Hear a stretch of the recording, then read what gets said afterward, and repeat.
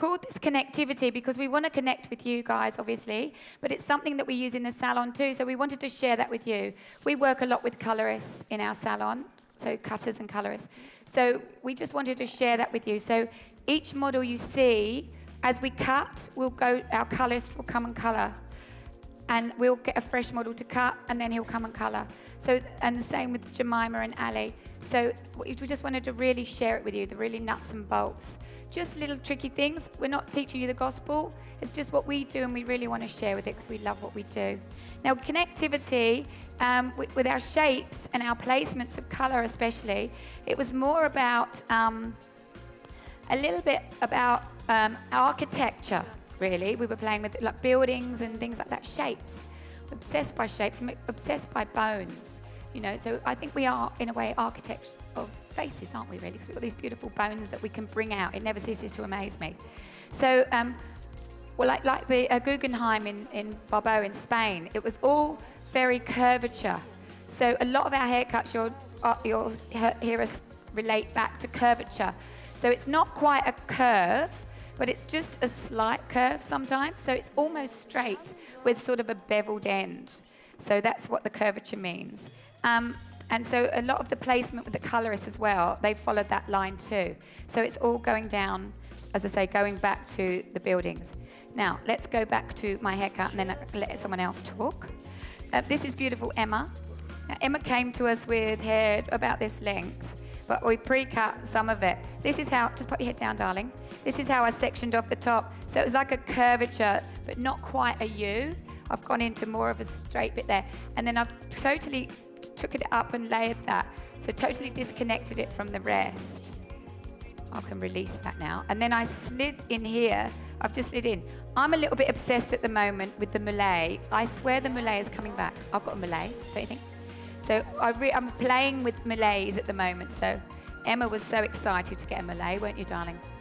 So just a box section, and then we're just going to slide it into the length. And then I'm going to shake it down, and then I'm just going to freehand slice through, which I've done a bit through here. Because this way, Emma can wear her hair a bit wavy as well. So she's got that, and I can just dress it, you know, a little bit around her ear, just so that she can play with it a little bit more. And she's up for it, so I know it's not every client in the salon that would have this, but when you've got those nice little cute poppets, that's what we're doing. We just disconnected that top, but I've still sort of slid it in slightly. So just pop down. So this is quite short, so she can dress it quite up, and when she wears it wavy, her hair's fine. So I find if she puts a bit of product in and scrunches it a little bit, or uses the styler, she can get it actually quite curly. I mean, when I dressed it out, when I cut it the other day, we'd only done one side, and I went, you look like Woody off the Bay City Rollers. For those of you out there, a bit of a 70s band, so. But I'm feeling the 70s, really feeling through. You'll see it a lot in our, even our do's are coming out. You'll see a lot with their feeling of the 70s. So I'm ready, Deets, for you to colour. Okay, so lovely little 70s moulay shape here. I'm really loving this. Pre-coloured the base, which I'll talk about just a wee bit later. What I'm going to do here is just, again, following our curvature, but a little bit more freehand. So I'm going to be working with some darker panels through here. So working through with 5-level coppers and 4-level browns, just to really break this up and give it a really heavy rock and rolly type of feel. So working in through under the fringe.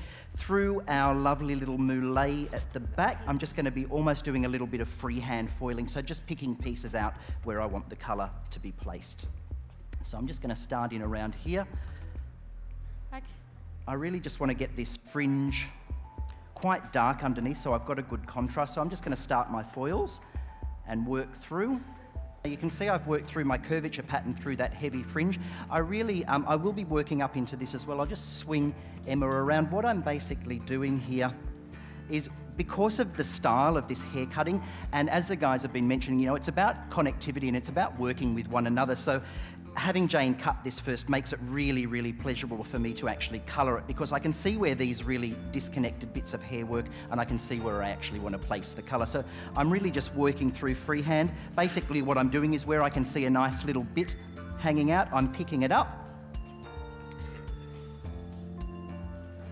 Sure. just pop around there. That's great. Just picking it up and just colouring through the ends, just alternating my 2 formulas. So again, the 4 level and the 5 level copper.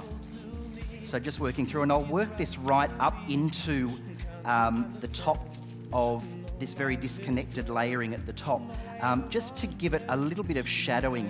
I really don't want to see, I want to see the heaviness through the fringe because we have got that strong fringe, but because of the style of this haircut, I just want to see a very free-flowing, very, very soft flowing colour through the hair because that's the way it's actually going to style up.